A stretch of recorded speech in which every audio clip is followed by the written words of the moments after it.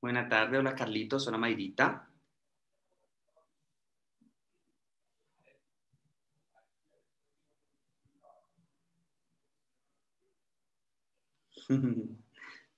¿Cómo va todo por allá en Duitama?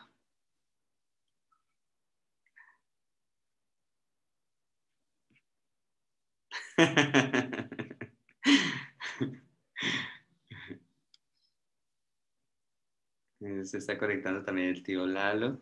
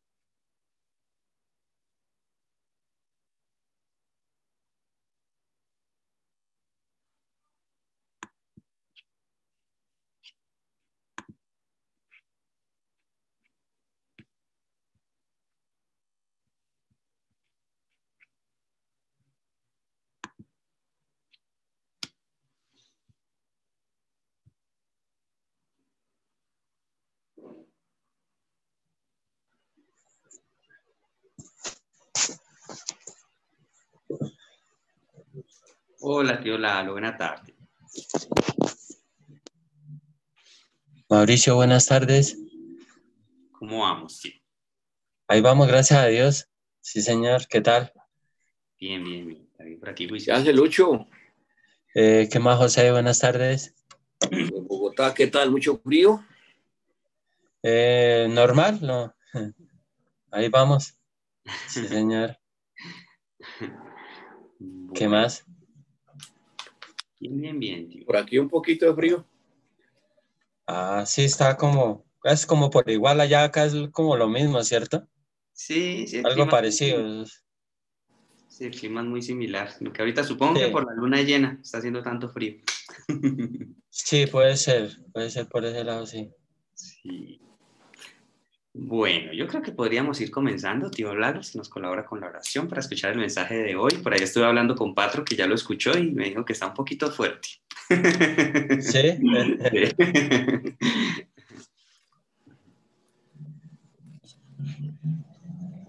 Cuando quiera. Gracias, Mauricio, Dios le bendiga.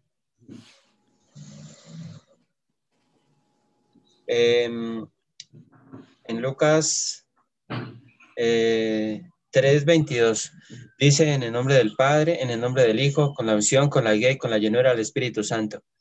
Dice: y descendió el Espíritu Santo sobre él en forma corporal como paloma, y vino una voz del cielo que decía: tú eres mi Hijo amado, en quien tengo complacencia. Gracias, Padre precioso, por esta hermosa palabra, Señor, porque el Espíritu Santo vino en este capítulo a Jesucristo. Gracias, Señor Jesucristo. Muchas gracias por esa promesa tan fiel, tan firme, tan poderosa. Gracias, Espíritu Santo, porque nos estás afirmando más en tu reino, en tu gloria, nos estás capacitando más, nos estás enseñando más, y te pedimos, Espíritu Santo, que nos des más sabiduría, más inteligencia. Nuestro corazón siempre será de tu reino, Espíritu Santo, y levántanos en poder y en gloria. Te lo pedimos, Espíritu Santo, que sea el poder del Espíritu Santo tomando el control de los hogares, hogares, tocando las almas, tocando los corazones en este tiempo para la gloria de nuestro Señor Jesucristo. Padre, no permitas que nadie se pierda, Señor. No lo permitas, Padre, en el nombre de nuestro Señor Jesucristo. Sea tu Santo Espíritu, Padre, inquietando las almas, los hogares, Señor, que se acerquen a ti, Señor Jesucristo. Que esas rodillas que el Señor les dio se acerquen, se dobleguen a ti, Señor Jesucristo. Tú los amas, Señor. ¿Por qué? Porque el aire no les ha faltado a ellos. Gracias, Señor amado, porque tú los amas, Señor. Y así como tú los amas, te pedimos que el Espíritu de Dios los atraiga al Señor Jesucristo. Padre, permítelo, Señor, por el poder de tu grande misericordia. Te lo pedimos en el nombre de nuestro Señor Jesucristo. Muchas gracias, Padre de la gloria. Gracias, Señor Jesucristo, y gracias al Espíritu Santo. Así como ese perfume se abrió, el Espíritu de Dios así se abra para ellos en el nombre del Señor Jesucristo y se derrame ese perfume precioso que es el poder del Espíritu Santo en cada hogar, en cada familia, en cada corazón, en cada alma, desde el más pequeño hasta el más grande. Te lo pedimos en el nombre de nuestro Señor Jesucristo. Gracias, Padre precioso. Muchas gracias, Señor Jesucristo. Gracias, precioso Espíritu Santo. Eres bienvenido. Gracias, Señor Jesús. Amén. Amén. Gracias, tío Lalo. Bueno, entonces vamos a escuchar el mensaje de hoy que mi hermano me dejó, como con intriga. Está muy chévere, pero recuerdo que un poquito, vamos a ver qué tal.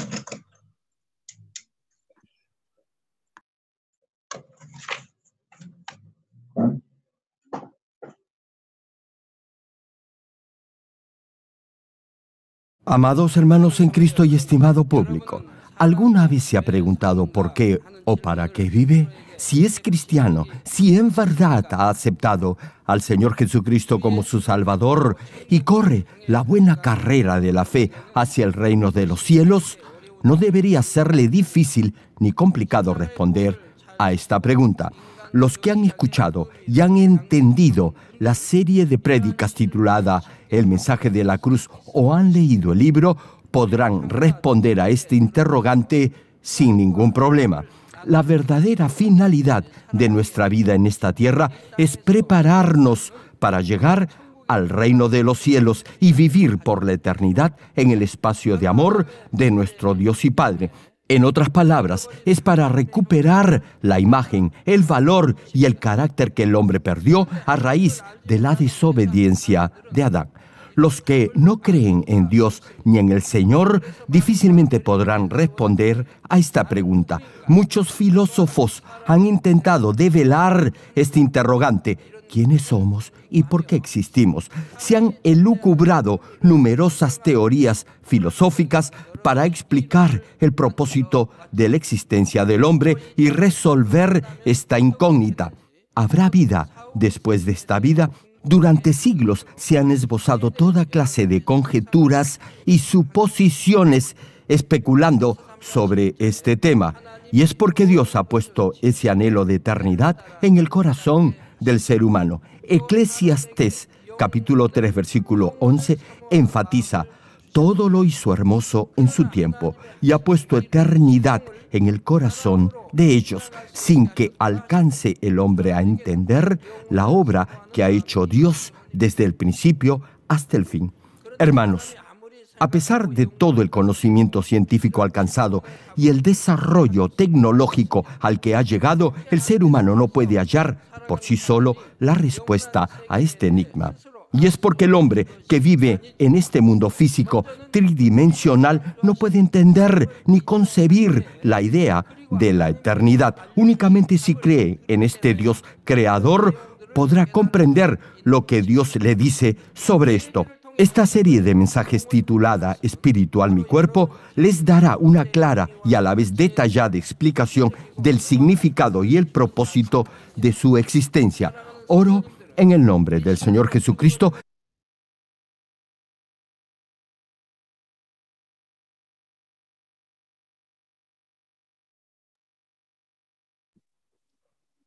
Perdón, puse el mensaje que no era. Qué pena con ustedes. Aunque está interesante. Este fue el que estábamos escuchando ayer. Ah, no, el que vamos a escuchar el próximo miércoles. Sino que, bueno, qué pena, qué pena. A ver.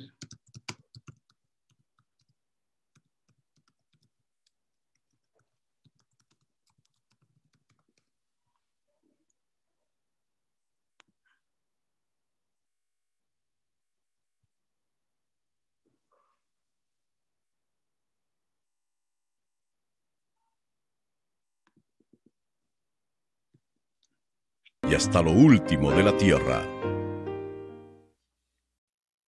Amados hermanos en Cristo y estimado público,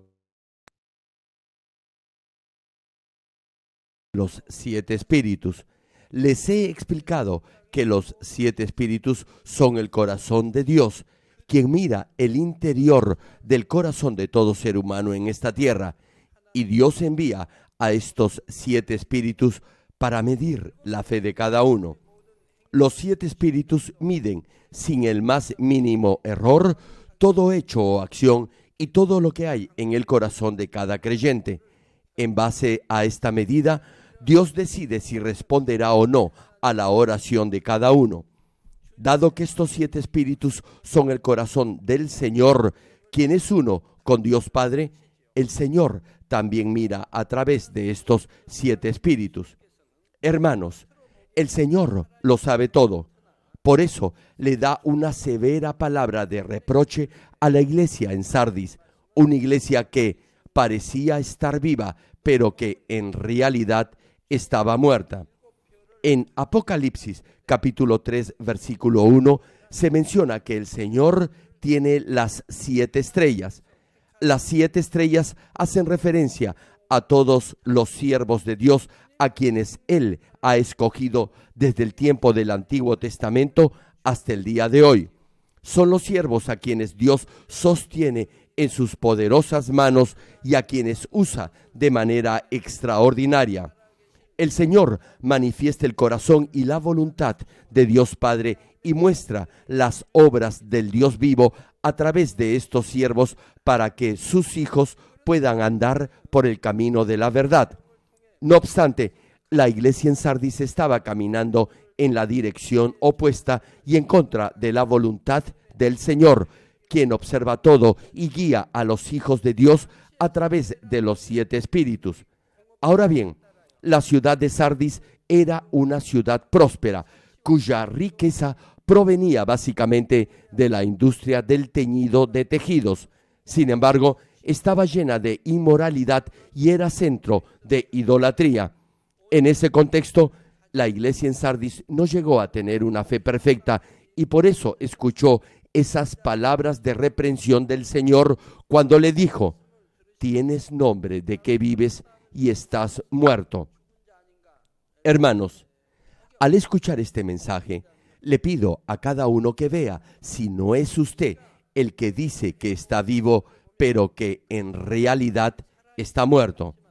Por ejemplo, las flores que se cortan y se disponen en los arreglos florales parece que estuvieran vivas, pero en realidad están muertas, ya que han sido separadas de sus raíces. Del mismo modo, la fe de los miembros de la iglesia en Sardis parecía estar viva, pero al medirla por la norma precisa del Señor, en verdad estaba muerta. Ahora bien, ¿qué significa exactamente la expresión «tienes nombre de que vives y estás muerto»? Para resumir, la fe de la iglesia en Sardis era una fe muerta, sin obras. Después que Adán pecó, su espíritu, así como el espíritu de todos sus descendientes, murió. Sin embargo, a todos los que aceptan al Señor como su Salvador y reciben el Espíritu Santo, su espíritu vuelve a vivir. Cuando el espíritu deja el cuerpo de los que han vuelto a nacer, esto es, de los que tienen vivo su espíritu, no se dice que han muerto, sino que están dormidos. No obstante, a los de la iglesia en Sardis se les dijo que estaban muertos. Eso significa que no eran salvos. A pesar que decían tener fe, esa fe estaba muerta. Y con una fe muerta no podían ser salvos. Santiago, capítulo 2, versículo 14, menciona al respecto: Hermanos míos, ¿de qué aprovechará si alguno dice que tiene fe y no tiene obras? ¿Podrá la fe salvarle? Digamos que alguien dice que tiene fe, afirma que tiene fe, pero si no hay hechos que lo demuestren, en otras palabras, si no vive por la palabra de Dios, le pregunto, ¿de qué le sirve esa fe? ¿podrá esa fe salvarle? Desde luego que no. No será salvo. La fe sin obras está muerta. Es decir, esa fe no podrá salvarlo del infierno. Y Santiago, capítulo 2, versículo 17, añade: así también la fe, si no tiene obras, es muerta en sí misma. De la misma manera, si tiene verdadera fe, esto es, una fe con obras, con toda seguridad vivirá por la palabra de Dios. Sin embargo, si no hay hechos que comprueben esa fe, si no tan solo son palabras, esa fe será solo una fe de teoría y por tanto estará muerta. Estimado público, Eclesiastés capítulo 12, versículo 14 declara: porque Dios traerá toda obra a juicio, juntamente con toda cosa encubierta, sea buena o sea mala. Y segunda de Corintios capítulo 5, versículo 10 añade: porque es necesario que todos nosotros comparezcamos ante el tribunal de Cristo para que cada uno reciba según lo que haya hecho mientras estaba en el cuerpo, sea bueno o sea malo. Escuche bien esto, hermano. Mientras viva en este cuerpo, cada uno será recompensado por sus hechos, esto es, de acuerdo a lo que haya hecho. Si hizo las obras de la carne o si vivió en el pecado, de acuerdo a lo que haya hecho, será juzgado. Por cierto, si se arrepiente y es perdonado, Dios no se acordará de lo que hizo. Todo aquello de lo que se arrepienta y se aparte, Dios lo perdonará y lo olvidará. Pero de lo que no se arrepienta y Dios no haya perdonado, por todo ello se le juzgará, sea bueno o sea malo. En el caso de las obras de la carne, si continúa repitiendo ese pecado y arrepintiéndose una y otra vez, eso no valdrá nada ante Dios. ¿Acaso el rey David no se arrepintió de inmediato cuando pecó al ser reprendido por el profeta? Se arrepintió con todo su corazón. Aún así, tuvo que enfrentar las consecuencias de ese pecado. Ahora bien, usted peca y se arrepiente ante Dios diciendo que no va a volver a pecar, pero luego lo vuelve a hacer y se trata de un pecado de muerte. Le pregunto, ¿usted cree que Dios va a tolerar eso una y otra vez? Eso será un muro de pecado que lo separará de Dios y no será perdonado. Eso es lo que dice la Biblia. Si peca a sabiendas, es decir, sabiendo que está pecando, entonces Dios no le dará el espíritu de arrepentimiento y no podrá derribar esa barrera que lo separa de Él, y se le juzgará por todo, sea bueno o malo. Por eso, siempre les reitero que no deben cometer los pecados que conducen a la muerte. Como los que creen en Dios y en el Señor también creen que se les juzgará por todo lo bueno o lo malo que hayan hecho, vivirán por la palabra de Dios, pero aquellos que no creen no lo harán. Hermano, debe comprender claramente que saber y creer son dos cosas completamente diferentes. Santiago, capítulo 2, versículo 19, menciona: tú crees que Dios es uno, bien haces. También los demonios creen y tiemblan. Los demonios igualmente saben que Dios es uno y también creen y tiemblan. El pasaje dice: también los demonios creen y tiemblan. Esto significa que hasta los demonios saben quién es Dios y quién es el Señor, y se estremecen de miedo ante dicha autoridad. Además, en muchas partes de la Biblia podemos encontrar que los demonios reconocieron a Jesús y gritaron de temor.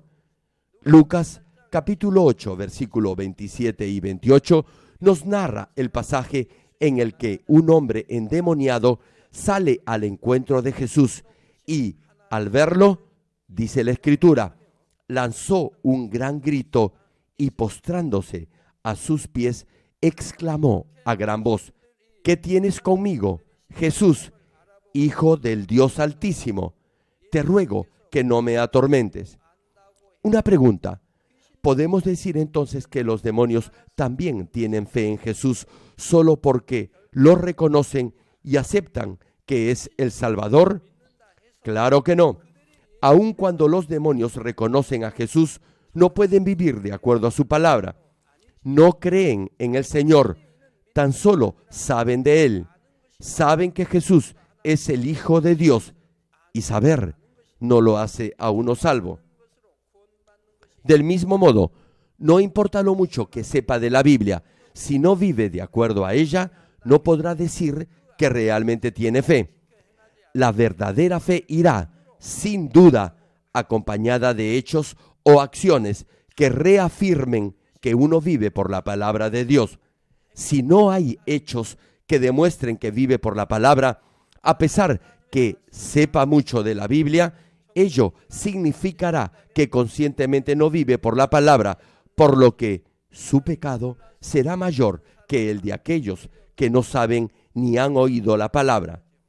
Por eso, Lucas capítulo 12, versículo 47 y 48 señala: aquel siervo que, conociendo la voluntad de su Señor, no se preparó ni hizo conforme a su voluntad, recibirá muchos azotes.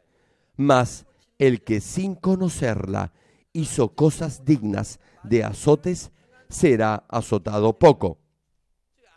Hermano, el siervo que no sabiendo la voluntad de su Señor no la hizo, recibirá también azotes. Eso es igualmente pecado. Lo que este versículo quiere decir es que la gravedad con que se castiga el pecado es menor si no sabe que está pecando que sabiéndolo. Le pregunto, ¿qué clase de excusa o pretexto le dará a Dios en el día del juicio final por haber hecho lo que Él expresamente le prohibía hacer? No podrá decir que no sabía lo que hacía. Lo único que podrá hacer es decir que lo sabía, pero deberá admitir que ha desobedecido. Finaliza el pasaje: porque a todo aquel a quien se haya dado mucho, mucho se le demandará, y al que mucho se le haya confiado, más se le pedirá. Y Santiago, capítulo 3, versículo 1, añade: hermanos míos, no os hagáis maestros muchos de vosotros, sabiendo que recibiremos mayor condenación. No obstante, hoy en día son cada vez más los que no viven por la palabra. Dicen que es imposible vivir de acuerdo a ella y simplemente ceden en sus principios ante la presión de lo mundano. Exteriormente aparentan vivir una vida cristiana, pero su vida no marca una clara diferencia con la que viven los demás. Por citar un ejemplo, vienen a la iglesia y adoran a Dios el día domingo, dan el diezmo y sus ofrendas, dicen que alaban a Dios y que oran, pero una vez que salen de la iglesia se comportan como la gente del mundo, hablan lisuras y groserías, se enojan con los demás y disfrutan de los placeres mundanos. No viven por la palabra de Dios, ni siquiera lo intentan. Están atrapados por el mundo y viven conforme a su criterio.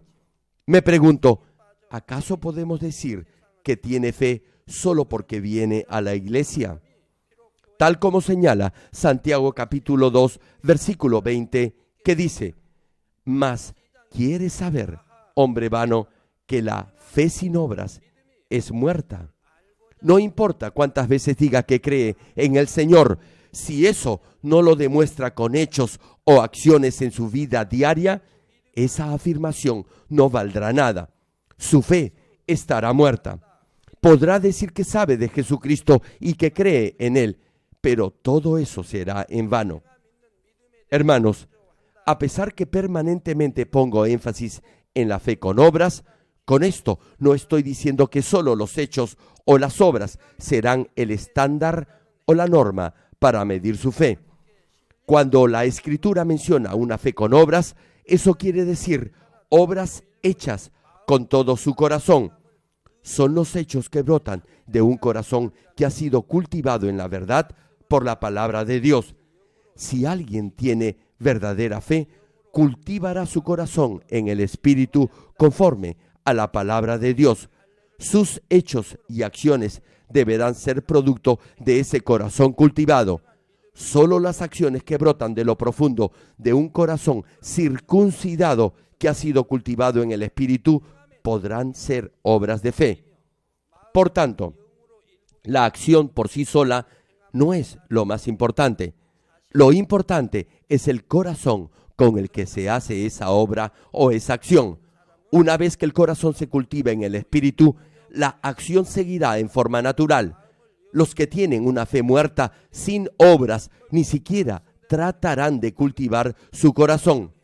Por ello, no pondrán en práctica la palabra.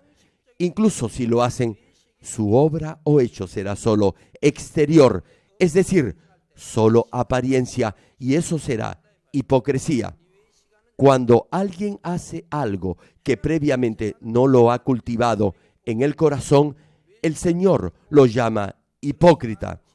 Hacen las cosas solo para ser vistos por los demás. Pretenden que todos vean lo que han aprendido en teoría. En el tiempo del Señor, los fariseos, los sumos sacerdotes y los ancianos conocían la ley de Moisés. Sabían la ley y la enseñaban. Sin embargo, no la ponían en práctica. Por ello, el Señor les dijo: ¡ay de vosotros, hipócritas! Sabían la ley y la enseñaban, pero no la guardaban, es decir, no la obedecían. Por eso, el Señor, repito, les dijo muchas veces: ¡ay de vosotros, hipócritas! Es tal como lo señala el Señor en Mateo capítulo 6, versículo 1, cuando dice: guardaos de hacer vuestra justicia delante de los hombres, para ser vistos de ellos. De otra manera, no tendréis recompensa de vuestro Padre que está en los cielos. Sí, hermanos, hay quienes hacen algo solo para que los demás los miren. Asimismo, Isaías capítulo 29, versículo 13, menciona: dice pues el Señor, porque este pueblo se acerca a mí con su boca y con sus labios me honra, pero su corazón está lejos de mí, y su temor de mí no es más que un mandamiento de hombres que les ha sido enseñado. Podrá decir de labios que ama a Dios, podrá entonar alabanzas, sin embargo, su adoración será solo formal. Serán ritos y costumbres hechas y enseñadas por el hombre sin amor y sin un corazón reverente. Esas acciones no valdrán nada. Debe entender que las acciones u obras, producto solo del conocimiento, o las que se hacen únicamente para que los demás los observen, que no se originen en un corazón cultivado en el Espíritu, serán pronto descubiertas y no darán fruto. Para que me entiendan mejor, voy a darles un ejemplo de una acción o hecho que no se hace de corazón. Si de verdad ama a sus padres, todo acto de amor brotará de su corazón. Cuidará bien de sus padres, no solo si es rico, incluso si no lo es, deberá servirlos con todo su corazón. No obstante, a veces las acciones visibles parecen ser muy buenas, pero lo más probable es que no haya sinceridad en ellas. Si cuida de sus padres solo por obligación o a la fuerza, o si los atiende formalmente con algún tipo de segunda intención en su mente, entonces ese cuidado no será verdadero, sin importar lo que exteriormente parezca ser. Si sus padres pudieran leer su corazón interior, se sorprenderían por la abismal contradicción que hay entre su acción visible o externa y su corazón interno. Ahora le pregunto, ¿qué pasaría con Dios, quien mira lo más profundo del corazón de cada uno? Dios siempre ve el corazón de cada uno y sus acciones o comportamiento externo. Por eso, cuando dice que ama a Dios y que tiene fe, deberá mostrar su amor y su fe con obras que broten de su corazón. Ahora bien, usted le está predicando el evangelio a alguien y lo trae a la iglesia para que yo ore por él. Le pregunto, ¿esa persona cuando viene a esta iglesia para recibir mi oración, viene con fe y viene por fe? Si recibe la oración con fe, entonces los hechos lo demostrarán. Pero muchos vienen porque han oído que en esta iglesia se producen milagros de sanidad. Vienen para ver qué pasa, pero no vienen con fe. Si vinieran por fe, le pregunto, ¿por qué Dios no obra en ellos? De seguro que Dios obraría, pero, repito, no vienen con fe, y por ello Dios no puede obrar. Dios solo obra cuando vienen a recibir mi oración por fe, esto es, con una fe con obras. Hermanos, no podemos esconder nada de Dios, quien ve y sopesa todo lo que hay en nuestros corazones a través de los 7 espíritus. Así como dice, yo conozco tus obras, Dios no solo ve nuestras acciones, sino también las intenciones más ocultas en nuestro corazón. Así que, por favor, venga ante Dios tal como es y humíllese delante de Él. Si hay algo en la palabra que aún no ha puesto en práctica en su vida, a pesar que dice que cree en el Señor, por favor, pida la fortaleza necesaria para hacerlo.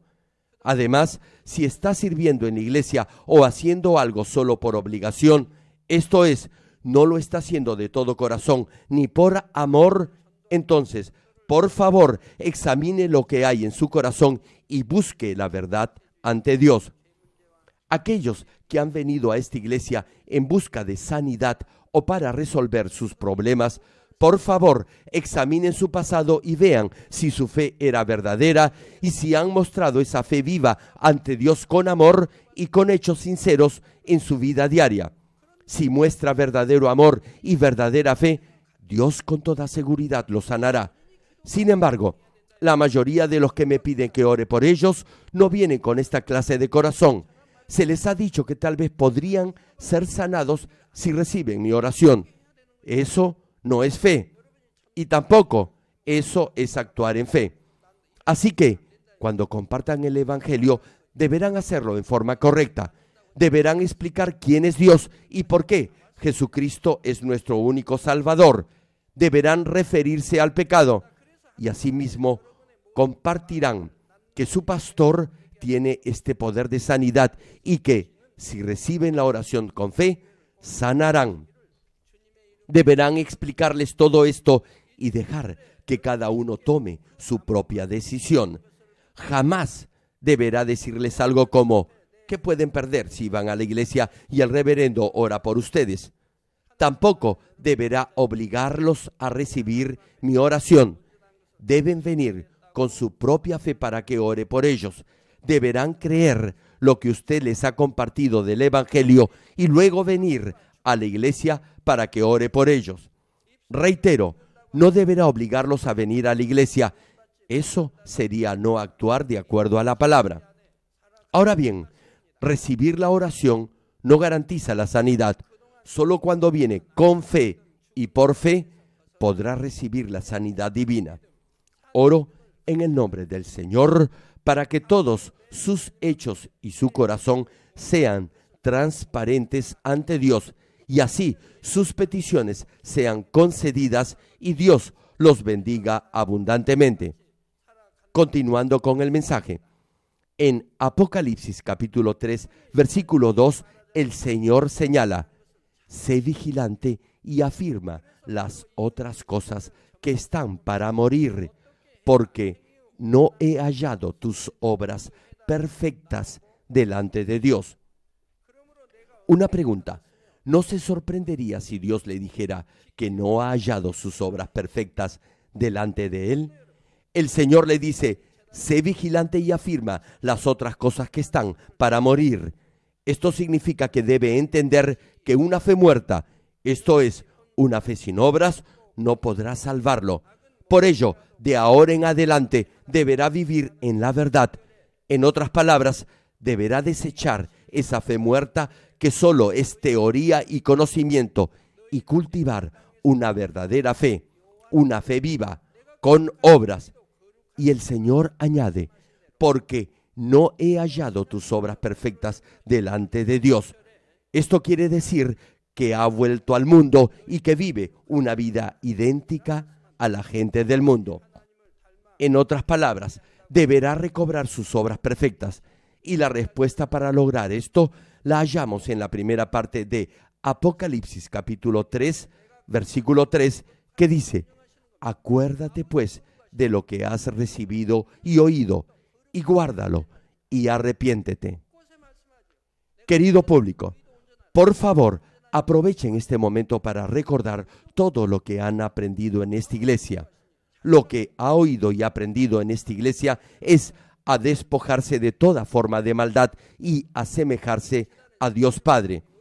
La iglesia ha venido enseñándoles una y otra vez que sean santos, que recuperen de nuevo la imagen perdida de Dios Padre, tal como se menciona en Levítico capítulo 11, versículo 45, que dice: porque yo soy Jehová, que os hago subir de la tierra de Egipto para ser vuestro Dios. Seréis, pues, santos, porque yo soy santo. Y primera de Pedro capítulo 1, versículo 16, que declara: porque escrito está, sed santos, porque yo soy santo. Tanto en el Antiguo como en el Nuevo Testamento, Dios nos manda a santificarnos.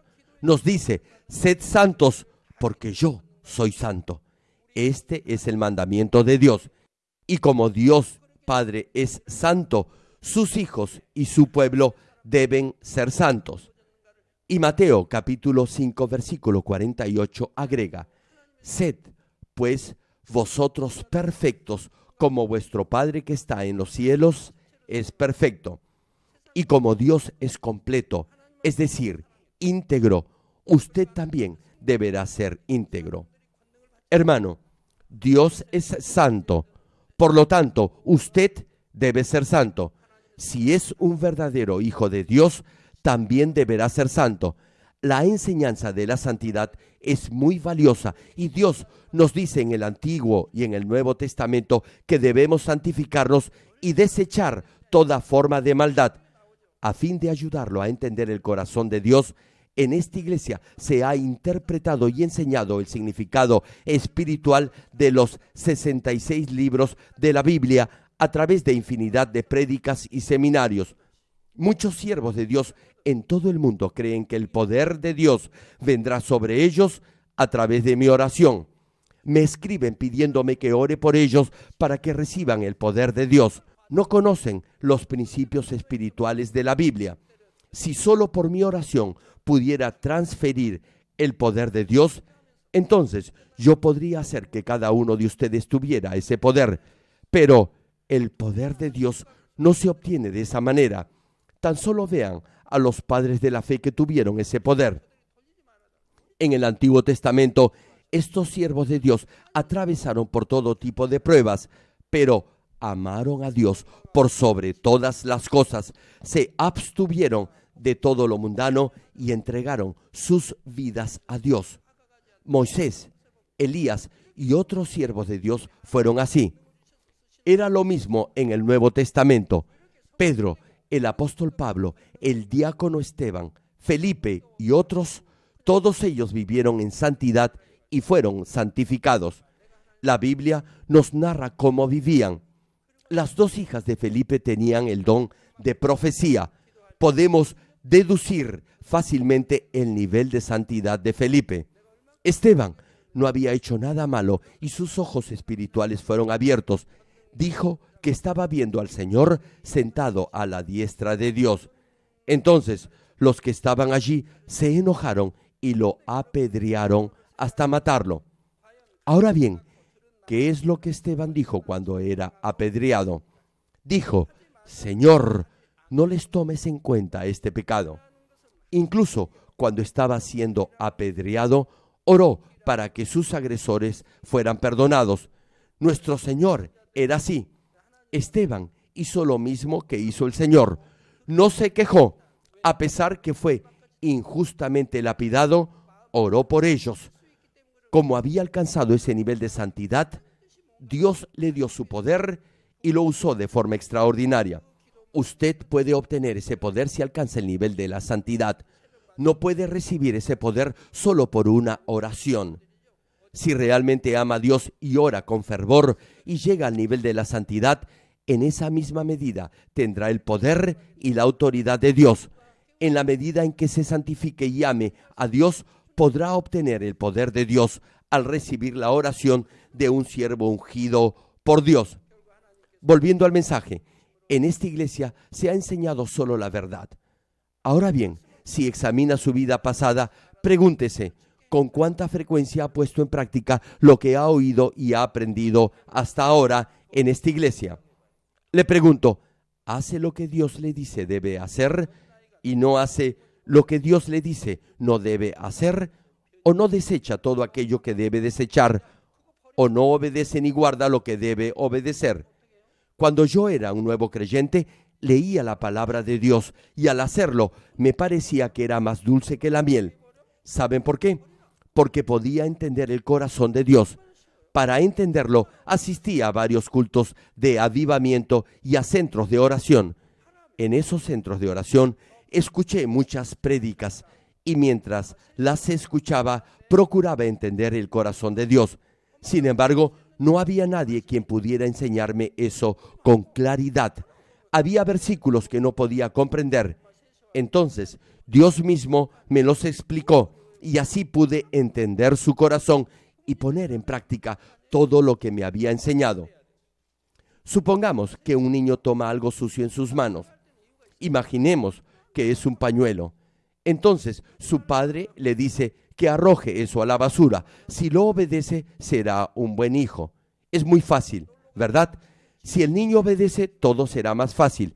Pero si el hijo argumenta, entonces todo será más difícil para el hijo. Solo debe decir sí y obedecer. Eso hará todo más fácil en su vida cristiana. ¿Acaso necesita una razón para obedecer? No, no la necesita. Si una madre le dice a su hijo que se lave la cara, si le dice que no salga de noche, sino que se quede en casa, si la madre le pide algo así, todo lo que tiene que hacer el hijo es quedarse en su casa. No debe dar pretextos ni excusas. Todo lo que tiene que hacer es decir sí, quedarse en casa y hacer sus tareas. Lo mismo sucede con la palabra de Dios. Solo debe decir sí y amén a la palabra. Retomando la prédica, Filipenses capítulo 4, versículo 9 menciona: lo que aprendisteis y recibisteis y oísteis y visteis en mí, esto haced, y el Dios de paz estará con vosotros.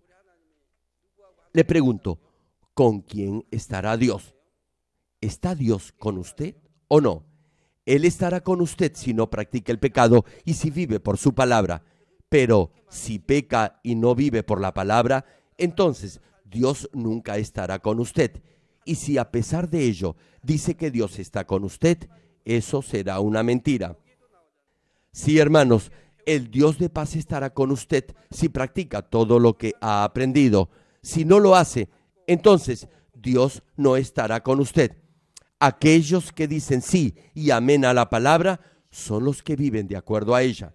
Tal como señala este versículo, si pone en práctica lo que aprende, oye y ve, el Dios de paz estará siempre con usted. Pero si no lo ha hecho, al igual que el Señor dice, guárdalo y arrepiéntete, deberá a partir de ahora arrepentirse, corregir su vida y vivir por la palabra. Ahora bien, arrepentirse no significa simplemente decir de labios para afuera, lo siento, no lo voy a hacer de nuevo. Deberá dejar de hacer lo malo, volver la espalda al pecado y empezar a vivir en forma correcta. Pero si no hace esto y solo dice de labios que no lo volverá a hacer, eso no le valdrá de nada.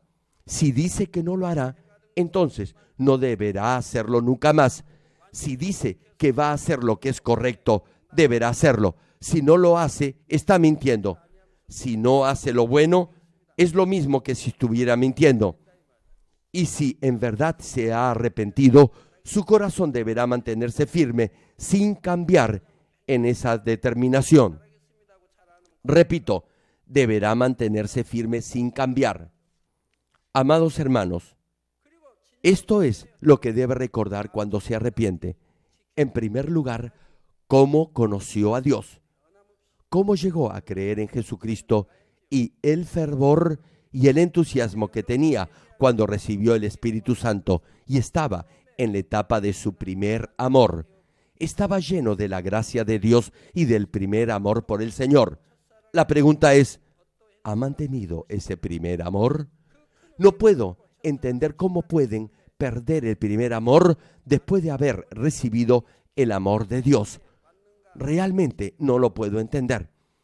¿Cómo se puede enfriar ese primer amor? ¿Acaso el amor de Dios hacia usted ha disminuido en alguna ocasión? Incluso el amor entre esposos se puede enfriar. Sin embargo, sería muy bueno si después del matrimonio su amor por su cónyuge no disminuyera. Su familia y sus hijos vivirían en paz y serían felices. Hermanos, en esta iglesia hemos visto cómo muchos no mantuvieron su primer amor y sus primeras obras y regresaron al mundo. ¿Acaso no vemos a muchos que se dicen cristianos, pero que viven una vida que no se diferencia de la que viven los mundanos? Es tiempo que se arrepienta de todo eso. Es el momento para recuperar la plenitud del Espíritu que antes tenía y ese entusiasmo y pasión santa que sentía por el Señor. Es hora que se decida de una vez por todas a obedecer y a vivir por la palabra de Dios y se prepare para recibir al Señor, nuestro novio celestial. Ahora bien, en la parte final de Apocalipsis capítulo 3, versículo 3, el Señor señala lo que sucederá a los que no se arrepienten ni corrigen su vida y menciona cómo será para ellos su segunda venida. Y cita la Escritura, pues si no velas, vendré sobre ti como ladrón y no sabrás a qué hora vendré sobre ti. Si usted supiera que un ladrón va a entrar en su casa, ¿qué haría? Un ladrón generalmente entra mientras los ocupantes de la casa están fuera o están dormidos. Hermanos y hermanas en Cristo, deben estar agradecidos porque a través de estos mensajes pueden y deben identificar sus fallas o equivocaciones, corregir su comportamiento y examinar su verdadero ser o yo. Les pregunto, ¿qué cree que le pasaría si el Señor regresa y usted aún no ha dejado completamente el pecado y no está preparado para reunirse con Él? Pregúntese, si tuviera tiempo suficiente para arrepentirse cuando el Señor regrese, ¿a qué lugar iría en el reino de los cielos? Sí, iría solo al paraíso. Como se ha arrepentido a último momento, no tendrá tiempo para acumular recompensas en el cielo.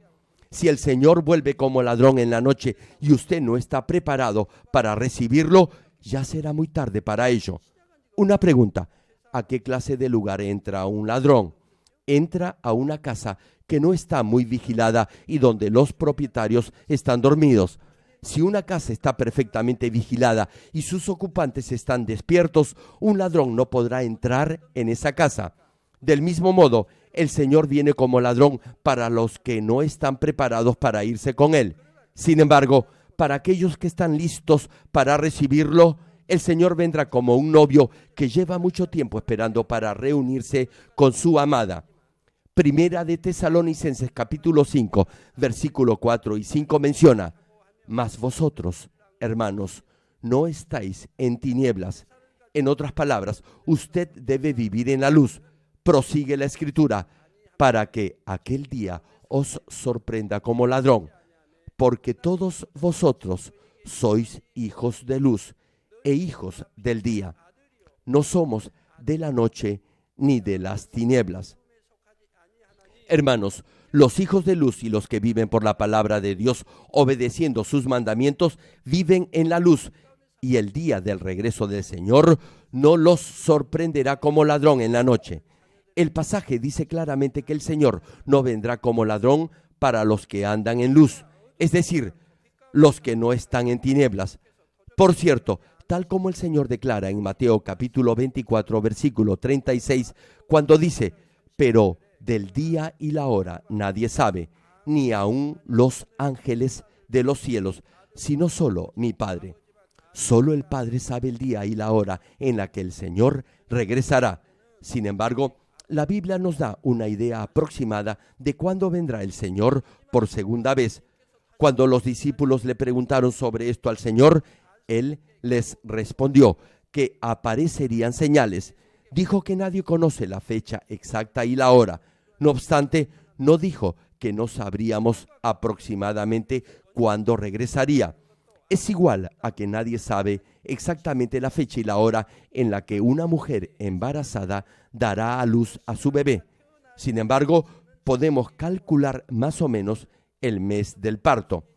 Incluso si un médico pronostica el día del nacimiento de un bebé, tal vez el alumbramiento no se produzca ese mismo día. El bebé puede nacer 10 días antes o 10 días después. Me pregunto, ¿quién podría asegurar el día y la hora exacta del nacimiento de un bebé? ¿Acaso el bebé se lo va a decir a su mamá? Cuando llegue el momento del parto, lo podremos saber e incluso lo podremos ver. No obstante, no podremos predecirlo con exactitud meses antes. Cuando una mujer está con dolores de parto, podremos afirmar que está a punto de dar a luz. Cuando empieza el dolor de la dilatación, sabremos que va a ser hoy o mañana. Del mismo modo, podremos calcular cuándo vendrá el Señor a través de las señales que registra la Biblia. Por ello, tal como señala Primera de Pedro capítulo 4, versículo 7, que dice: mas el fin de todas las cosas se acerca. Sed, pues, sobrios y velad en oración. Usted deberá estar atento y tener dominio propio y disciplina para orar, y así estar listo para recibir a nuestro novio, el Señor. Termino el mensaje. Amados hermanos en Cristo y estimado público, la palabra que el Señor envía a la iglesia en Sardis es muy importante para las iglesias y para todos los cristianos en estos días finales, a fin que cada uno examine su vida. Hay muchas iglesias que se establecen en el nombre del Señor. No obstante, el hecho importante no es que solo se funden en el nombre del Señor, sino que el mismo Señor les diga que están vivas. Hoy en día hay muchos cristianos en el mundo y muchos de ellos dicen que viven en santidad, pero me pregunto, ¿cuántos de ellos viven por la palabra de Dios y muestran con hechos su fe en Dios? Hay muchos que dicen que viven por la palabra de Dios, que van a la iglesia el día domingo, que diezman y que ocupan un cargo o posición en la iglesia. Sin embargo, lo que Dios quiere no son obras o hechos formales o solamente de apariencia. Lo que Dios desea en verdad es que usted obedezca y viva por su palabra con un corazón dispuesto que se asemeje al corazón del Señor, mostrando hechos perfectos que lo diferencien de la gente del mundo. Oro en el nombre del Señor Jesucristo para que todos ustedes vivan realmente por la palabra de Dios, mostrando en todo momento en su vida cotidiana obras sinceras de fe, y así se esfuercen al máximo para llegar a ser esa novia prudente, sabia, santa y pura, digna de recibir a su Señor. Ahora oraré por todos aquellos que están enfermos.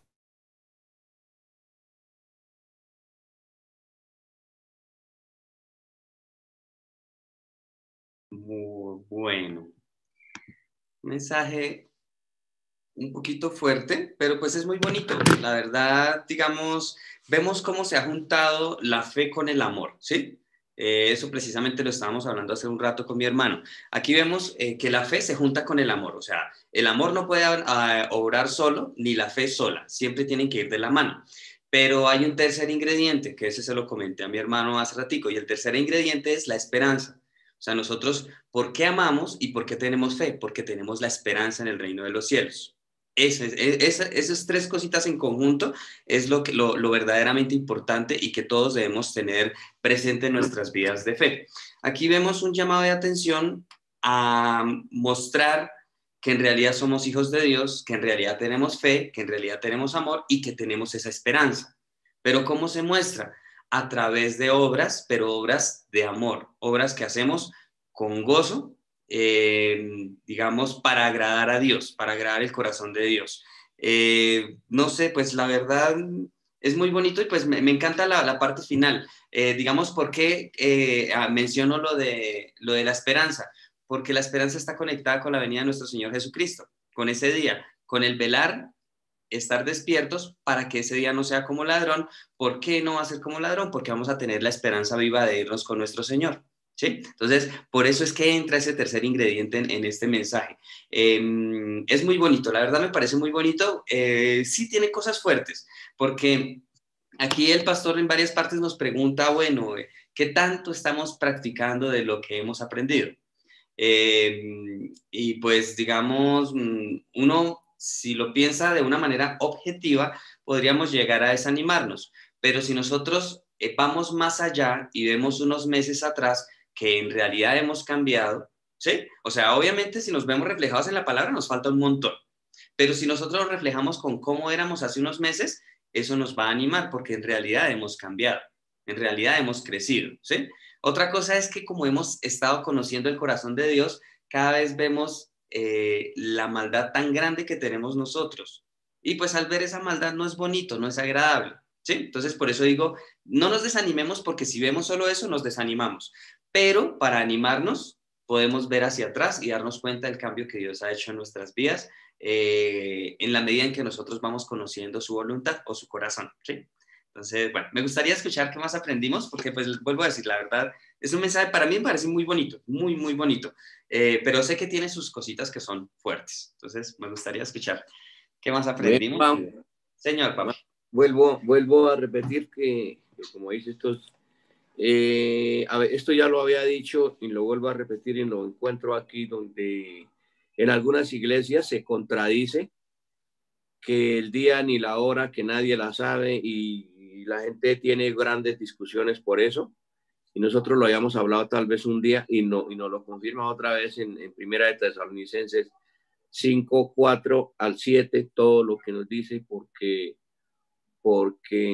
nosotros por las señales o las personas que están en realidad como hijos de Dios para la venida, este versículo, capítulo 5 y los versículos del 4, 5, 6, 7, pero dice, pero que nosotros somos días sobrios, habiendo vestido la cabeza fe en amor y con la esperanza de la salvación como yelmo, y que ya lo habíamos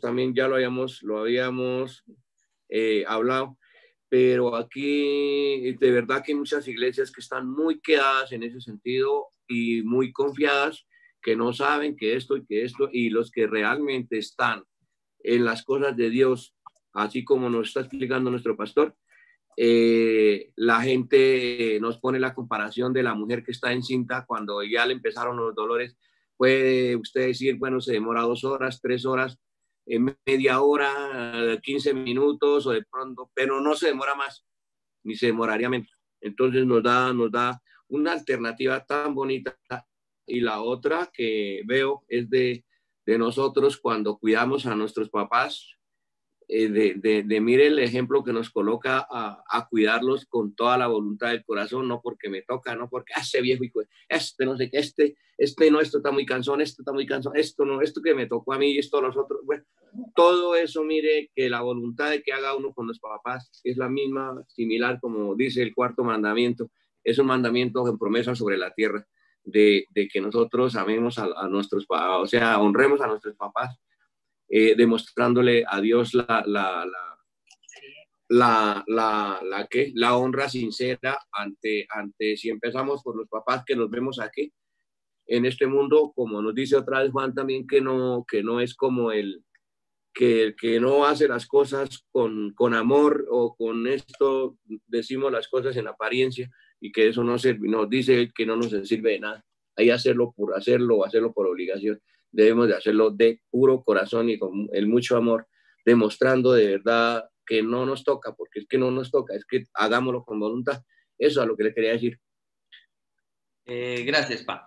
Digamos, ese versículo de Primera de Tesalonicenses de 5, del 4 al 5, en pocas palabras nos dice que para nosotros, nuestro Señor Jesucristo no vendrá como ladrón. ¿Y quiénes somos nosotros? Los que vivimos en la luz. Así de sencillo. Para los que vivimos en la luz, nuestro Señor no vendrá como ladrón, y lo deja muy claro en Primera de Tesalonicenses capítulo 5, versos 4 al 5. Entonces, esa parte es importante, ¿sí? Porque nosotros vamos a saber. Eso es importante. Por ejemplo, cuando nos habla de las vírgenes, que el pastor precisamente finaliza diciéndonos que debemos estar preparados como esa virgen, como esa novia, como esa novia prudente, perfecta, santa, limpia, sin mancha.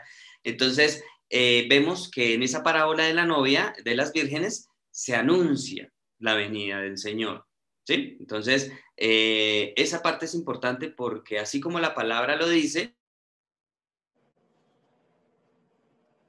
la de las vírgenes, la de Primera de Tesalonicenses 5, 4 al 5, y como nos lo dice también en el Antiguo Testamento, que Dios no hace nada, absolutamente nada, sin decirlo a sus siervos. Entonces, eso nos aclara que efectivamente sí vamos a saber, ¿sí? Entonces, esa parte es importante y es muy bonita porque lo que dice mi papi, lastimosamente esto no se enseña en cualquier lado, aunque está escrito en la palabra. Eso es clave. Y otra partecita, digamos, que mi papi nos menciona acerca de cuidar a los padres, pero digamos, hay dos cosas que el pastor nos dio a entender en esa parte. La primera es, ¿por qué cuidamos a los padres? ¿Por apariencias o porque estamos esperando algo a cambio? Porque hay un interés detrás de ese cuidado. Esa parte es clave. ¿Por qué? Porque el pastor lo que nos dijo fue, si los papás pudieran conocer el corazón de sus hijos, el corazón real con el que los están cuidando, se llevarían muchas sorpresas, ¿cierto? Pero esa sorpresa Dios no se la lleva porque Dios conoce claramente el corazón con el cual nosotros obramos. Eso era lo que el pastor quería que nosotros entendiéramos. ¿Con qué corazón nosotros nos acercamos a Dios? ¿Con qué corazón le buscamos? ¿Con qué corazón oramos? ¿Con qué corazón obramos de acuerdo a la palabra? Dios no se va a llevar ninguna sorpresa porque Él conoce claramente nuestro corazón y nuestra intención. Si nosotros vamos, Señor Padre. Todos los ejemplos que el pastor citó y de por sí a lo que va casi toda la prédica en esos dos puntos es con qué corazón estamos buscando en este momento a Dios. ¿Sí? Y cuando crece nuestro espíritu y nuestra alma prospera es en amor, que es la medida de la fe que tenemos cada uno para con Dios. Entonces, no tenemos que hablar de, por decir, hoy el pastor habló de matrimonio, entonces, ¿cómo yo amo a mi esposa? O bueno, que sobre el mandamiento de honrar a padre y madre, entonces tenemos que amar a nuestro padre. No, o en familia, de hijos, o de esposos, o de, bueno, de cualquier... es el mismo principio, pero para con Dios. Y si nosotros lo hacemos en espíritu y verdad con Dios, lo vamos a hacer en toda la casa de Él, en todos los aspectos de nuestra vida.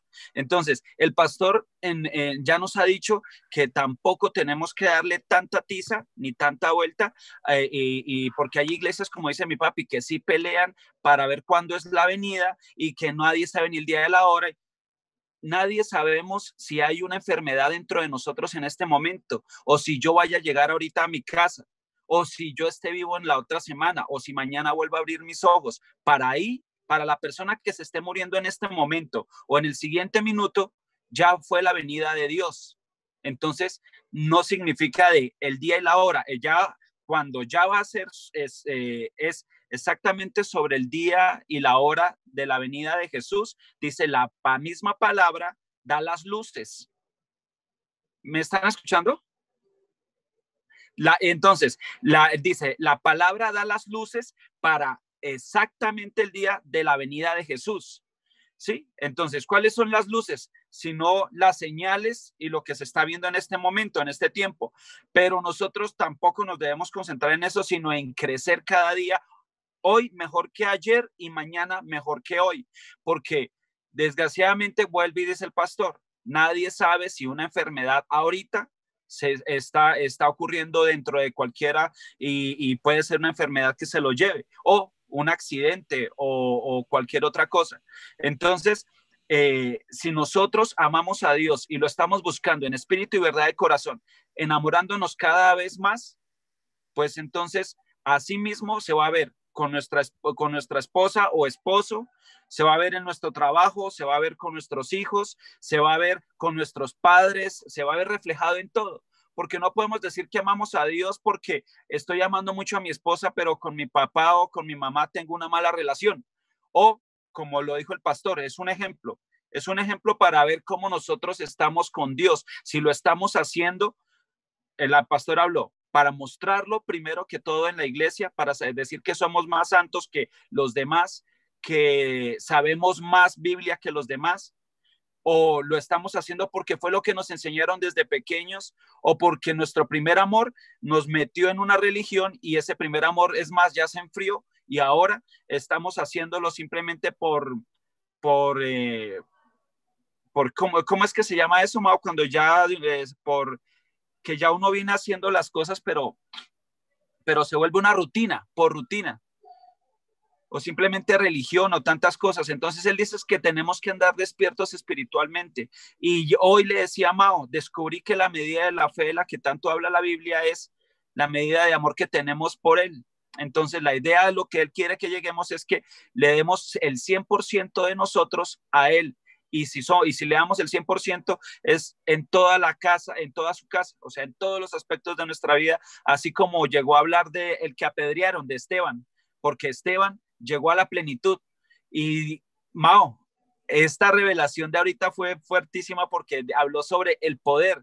Aquí las películas hablan sobre poder, y poder es tener el poder de sobresalir, de hacer, de estar por encima de los demás, de acabar con el enemigo o con el malo. ¿Sabe cuál es el poder que dice el pastor que nos respalda a cada uno de nosotros? El poder de todo darlo por basura, y así como Esteban decir, si me van a matar, mátenme, pero Dios, no permitas que esto le sea contado como pecado. No permitas. Entonces, imagínense, ese es el poder. El poder es de que si me van a hacer, o sea, la bondad, dar literal mi vida como lo hizo Jesús por nosotros. Es un poco, le decía Mauricio, llegar ahí y todo lo que hemos sabido y lo que hemos aprendido hasta ahora nos hace ver como que falta bastante, pero Mao me dice, no es razón para desmotivarnos. Vea cuánto ha cambiado usted. Y yo le dije, sí, Mao, claro que yo alcancé a desmotivarme, pero de una vez el Espíritu Santo reargulle y dice, pero ya usted es otra persona y ya va adelantadísimo a comparación a lo que era, y por eso no solamente va a ser bendecido usted, sino su casa. Ahí vamos todos y vamos de la mano, ¿no es cierto?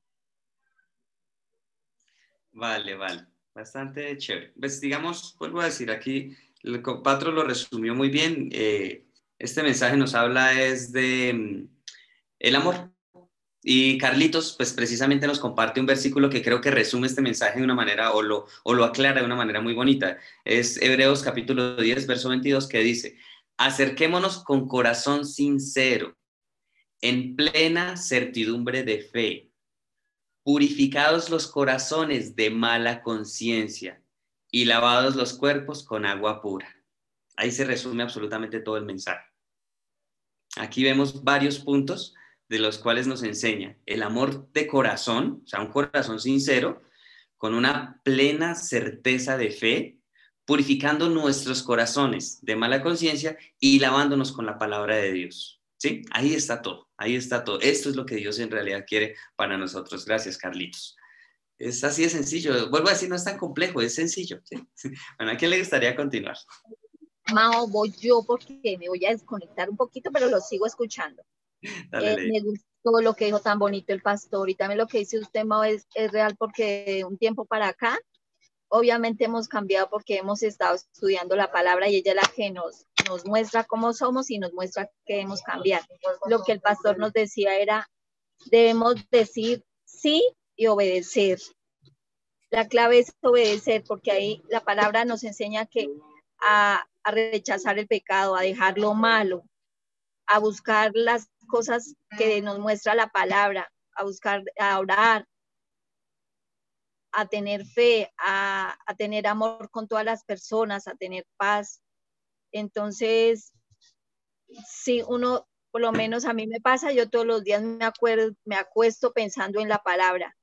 Entonces esa palabra como que queda ahí en mi corazón y cuando se presenta cualquier situación, entonces uno ya tiende a pensar diferente, a reaccionar diferente y la verdad sí es muy chévere ver qué cambio ha habido en nosotros. La verdad sí es mucho.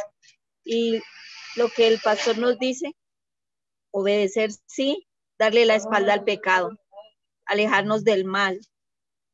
Y ahí ya el enemigo no va a tener ninguna autoridad sobre nosotros. Va a estar el Espíritu Santo reinando. Eso era todo, Mao. Gracias, Leito. Digamos, esa parte es muy importante que nosotros debemos solo decir sí y amén. Y pues precisamente cuando el pastor nos mencionó ese tema, nos mencionó algo que Patro nos habló, y es lo siguiente, que cuando el pastor conoció de Dios, él comenzó a leer la palabra y para él la palabra era más dulce que la miel. ¿Por qué? Porque él tenía el anhelo de conocer el corazón de Dios y lo continuaba conociendo en la medida que más leía la palabra y más se la enseñaban, ¿sí? Pero entonces dice que nadie le pudo enseñar con claridad acerca del corazón de Dios. Y por esta razón, Dios mismo se lo enseñó, ¿sí? Entonces, ¿qué pasa? Ahí en ese momento es cuando el pastor nos habla de la basura, que por eso fue que Patro dijo que el poder en realidad es tener absolutamente todo por basura.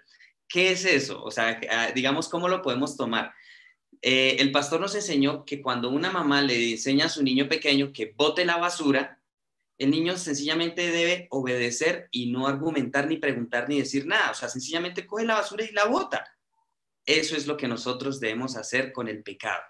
Si Dios nos dice no pequen, nosotros no debemos argumentar, nosotros no debemos preguntar el por qué ni el para qué. Sencillamente, listo, no pecamos. ¿Por qué? Porque Dios es nuestro Padre, así como un niño obedece a su madre sin preguntarle por qué voy a botar la basura. Tal cual. Y ahora más profundo, ¿qué es lo que es basura? Pablo no lo dice, todo. Cuando Pablo conoció a Dios, dijo, ahora tengo todo por basura. Todo lo de este mundo, todo lo que ofrece este mundo es basura. Y si nosotros en realidad llegamos a comprenderlo en el corazón, ahí es donde pasa de pronto ese confrontamiento del que me mencionaba hace rato Patro. Si nosotros ya tomamos todo por basura, pues en realidad nos damos cuenta que nada tiene importancia en este mundo, que lo único importante es el reino de los cielos. Y pues digamos, cuando nosotros lo comprendemos de corazón, puede llegar a ser confrontante o puede llegar a ser, es más, una motivación para continuar avanzando. O sea, puede tomarse de las dos maneras. Cuando es confrontante, puede, digamos, llevarnos a retroceder. ¿Por qué? Porque nosotros solo queríamos una fe de conocimiento para poder continuar viviendo en el mundo, ¿sí? Pero cuando nosotros... ¿sí? Así de sencillo. Pero cuando nosotros en realidad queremos agradar a Dios y cuando nos damos cuenta que lo que hay en el mundo es basura, más nos vamos a agradar y más vamos a esforzarnos por continuar avanzando hacia la Nueva Jerusalén. Gracias, Leito. Súper chévere esa parte y gracias porque ahí se puede complementar con lo de Patro. Súper. Gracias. Bueno, ¿a quién le gustaría continuar? Bueno, creo que tío Lalo. Le tocó al tío Lalo. Gracias, Mauricio. Dios les bendiga. Muchas gracias. Ahí vamos, gracias a Dios. Así como dice Patro, como los músicos del Titanic. Ahí vamos. Pero firmes en Jesucristo. En Lucas 8, Lucas 8:28. Dice que al ver a Jesús lanzó un gran grito, postrándose a sus pies, exclamó a gran voz, ¿qué tienes conmigo, Jesús, Hijo del Dios Altísimo, te ruego que no me atormentes. Acá vemos, por decir algo, eso es lo que el Señor Jesucristo, yo no sé, o sea, Él es completo en todo, Él es perfecto en todo, en su hablar, en su comportamiento, por decir algo. Él, por ejemplo, Él dice que pasó de un lado al otro, acá por esta almita, por este endemoniado, por sola esa persona. Él pasó por misericordia de este hombre que estaba así endemoniado. Él pasó por ahí, porque la Biblia registra solamente una persona, y él llegó por esta persona. Solamente, o sea, la misericordia de Dios, ¿no? Cómo es tan poderosa. Y así es la misericordia de Dios. Llegó por nosotros, por mí, por ustedes, por todos los que están conectados, por nuestros hogares, está llegando y los está alcanzando, que esa es la idea, alcanzarlos, todos. Entonces, o sea, me impacta este versículo, porque de verdad que ahí vemos la misericordia de Dios, el amor de Dios por una alma, porque Él quiere que nadie se pierda, nadie, que nadie se pierda. Hoy, por decir algo, escuchaba de ellas de la iglesia. Entonces ella estaba muy afligida porque resulta y pasa que el hijo de ella fue muerto, lo mataron. Y entonces ella decía, Señor, pero yo estaba en las cosas de Dios, ¿por qué? Y entonces ella entró como en esa depresión en la casa, pero obviamente orando, ella no dejaba de orar, aclamándole, Señor, pero ¿por qué? ¿Por qué? ¿Por qué? Y ella se hacía la pregunta, ¿por qué? Y el hijo, el ¿por qué? Y fue que lo mataron, ¿por qué? ¿Por qué pasó eso? Y resulta y pasa que en esa misericordia, el Señor Jesucristo, ella experimentó algo, que ella le cogió un sueño profundo, y Dios de ahí de ese sueño la llevó allá. Y entonces ella decía que ella lo vio, pero ella vio a Jesucristo con su rostro que brillaba, que era muy resplandeciente, que era tan resplandeciente que no le podía ver el rostro, no se lo pudo ver, que era muy resplandeciente, y que entonces el Señor Jesucristo dijo, yo me lo traje, se lo quité de tus entrañas porque no quería que se perdiera, y lo tenía en la mano derecha. Dios está conmigo. Y entonces ella comentaba que de ahí para acá Él le sanó el corazón. Digo, el Señor me sanó mi corazón, ya estoy en paz, ya estoy tranquilo, ya sé, pero me dio la respuesta tal y cual como yo la quería. Entonces uno, por ejemplo, acá, por decir algo, me impacta, por eso les comentaba, este versículo, tan lindo, que el Señor Jesucristo por una almita, por esa persona, fue allá, lo hizo libre. Y mire, téngalo por seguro que esos son almas que se salvan. Así está el Señor Jesucristo en este momento, en este mundo, llegándole a cada persona, llegando a cada hogar, llegando a donde lo invitan, porque Él es un caballero, Él es perfecto, Él es santo, y a donde lo llaman, Él llega.